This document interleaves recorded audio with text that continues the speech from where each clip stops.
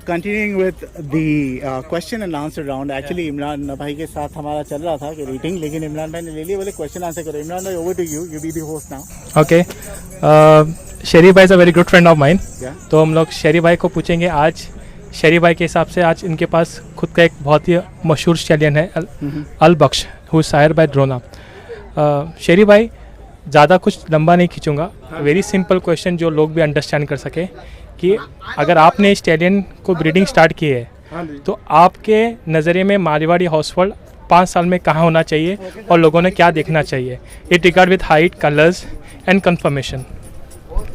Brother, it needs confirmation, breed की confirmation और cut point सारे चाहिए ना। Height is not a matter कि 65 वाला और 70 और 62।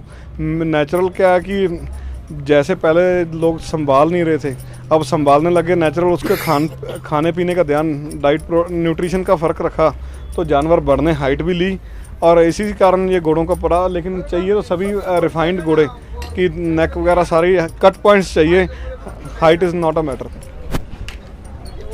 वेरी वेल सेट गैरी भाई। दूसरा जो क्वेश्चन है मेरे पास कि वी आर मोर अबाउट, मैं भी घोड़े रखता हूँ और आपसे मेरे जो एक्सपीरियंस है वो थोड़ा कम है, कि जैसे घोड़ा पैदा होता है तो जैसा उसका फर्स्ट मंथ, जैसे 15 दिन होता है, 1 महीना होता है, फिली हो या कॉल्ट हो, क्या वैक्सीनेशन स्टार्ट होनी चाहिए उसके मिल्क तक?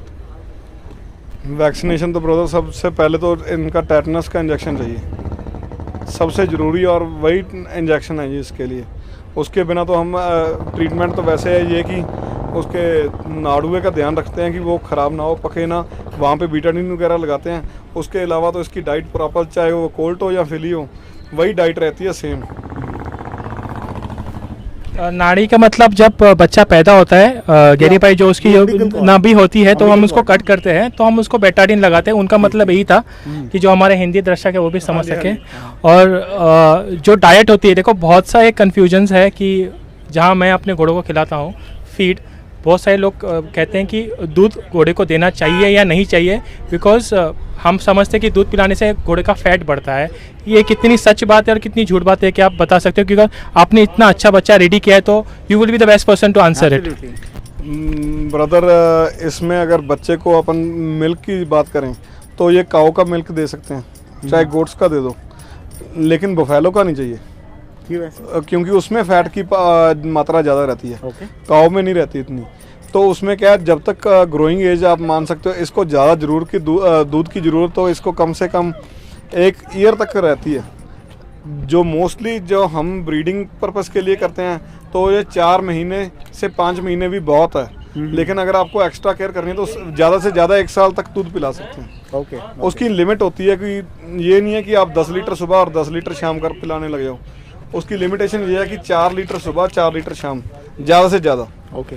उसके बिना न्यूट्रिशन, जैसे चने ब्लैक वाले और जमी दो, सबसे बढ़िया रिजल्ट उसी से मिलेगा आपको। ठीक है। न्यूट्रिशन जैसे कोई अपन डालते हैं जो लिवर टॉनिक दे दो, प्रॉपर सही। मैंने तो इसकी डीवार्मिंग है सबसे ज़रूरी बात है। ओके। कुछ टाइम पहले deworming, timing to timing proper deworming है तो तभी न्यूट्रिशन सारी काम करेगी, न्यूट्रिशन भी काम नहीं करती। ओके। हाँ जी। शरी भैया, न्यूट्रिशन के ऊपर आए हैं, होप आपके पास टाइम है मुझे देने के लिए, बिकॉज ये पूरा इंडिया, पूरा वर्ल्ड देख रहा है, इनके फॉलोअर्स लंदन, कनाडा, इंडिया की सब तरफ है। जब हम डिवॉर्मिंग की बात करते हैं, जैसा बच्चा पैदा हुआ, क्या ये सच बात है कि एवरी मंथ उसको डिवॉर्मिंग देनी चाहिए? और डिवॉर्मिंग देते हैं तो कितने गैप में देने चाहिए? और आप क्या सजेस्ट करते हो, क्या इंटरवल्स होनी चाहिए डिवॉर्मिंग के लिए छोटे बच्चों की 6 महीने तक? मेरे हिसाब से तो भाई साहब डिवॉर्मिंग की सबसे पहले तो स्टार्टिंग पड़ती नहीं है, ज़रूरत पड़ती है 1.5 से 2 मंथ के बाद। तो अल्बेंडाजोल से डिवॉर्मिंग करो प्रॉपर, उसके बाद उसकी दोबारा 15 दिन के दोबारा रिपीट, आफ्टर 15 डेज दोबारा रिपीट होनी चाहिए एक बार। तब 3 मंथ की ज़रूरत नहीं है उसके बाद फिर। हाँ जी। सबसे लास्ट एंड सबसे बेस्ट क्वेश्चन जो हमेशा सब लोग ब्रीडिंग के हिसाब से पूछते हैं कि शेरी भैया, जैसे एक घोड़ी बियाती है, हाँ जी, तो समझो आज 1 तारीख पे उसने सुबह 5 बजे बिया है, क्या आप एंकरेज करते हो कि वो 11 दिन के बाद में वापस कवरिंग के लिए आए, या फिर उसको थोड़ा टाइम देना चाहिए नेक्स्ट ब्रीडिंग के लिए? ये आपका पर्सनल ओपिनियन मुझे चाहिए। पर्सनल ओपिनियन तो ब्रदर यही है कि अपन 11 और में दिन को उसको कवरिंग ना दें। मेरा पर्सनली ये तो यही रहता है क्योंकि उसमें क्या है, अपन जब 25 और 28 दिन के बीच में घोड़ी दोबारा हीट निकालती है, पहली हीट में जो इन्फेक्शन या कोई थोड़ी बहुत मात्रा रहती है तो वो भी क्लियर हो जाती है और बच्चेदानी को रेस्ट भी मिल जाती है, तब तक प्रॉपर शेप में आ जाती है बच्चेदानी अपनी, और वो बढ़िया फॉलिकल बढ़िया तैयार करता है जानवर।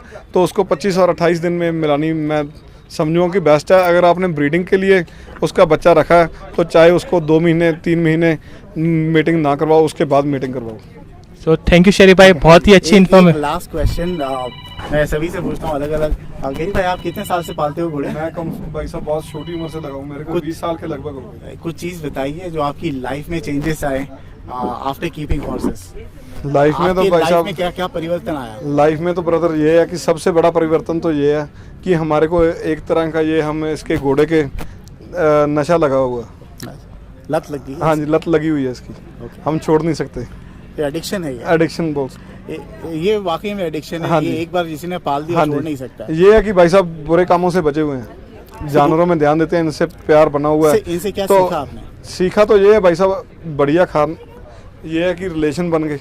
सबसे बड़ी बात यह है कि हमारे आप कितने भी बड़े हो, ठीक है, आपके रिश्तेदार के अलावा आप साथ किसी के साथ इतना व्यवहार नहीं रहता आदमी का।